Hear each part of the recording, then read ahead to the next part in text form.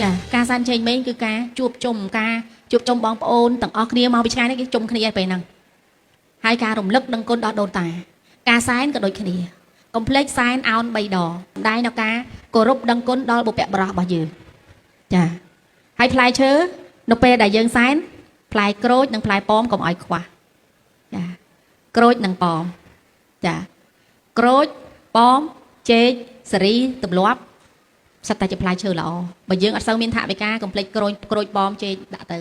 តែកុំភ្លេចត្រីជាហាជាទៀតត្រីចាត្រីចំហុយទាំងមូលណាមិនមែនត្រីកាត់បកណាត់ទៅទេ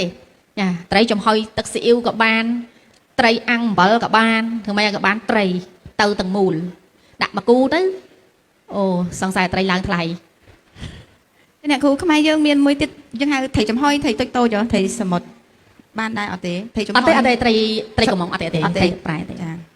យើងយកប្រភេទត្រីទឹកសាបយើងក៏បានដែរប៉ុន្តែចំហុយរៀងធំហ្នឹងត្រីរៀងធំលាបធំត្រីធំលាបធំអញ្ចឹងណាចាត្រីយើងប្រើប្រភេទពួកទីលាបយ៉ាក៏បានចាយើងប្រើប្រភេទត្រីអាំងត្រីផ្ទក់អីក៏បានដែរកុំតែទីលាបយ៉ាឡើងថ្លៃទៀតអត់កើតទេចាអញ្ចឹងត្រីណាមើលមកដាក់រៀបចំសែនឲ្យស្អាតចាចំហុយក៏បានអាំងក៏បាន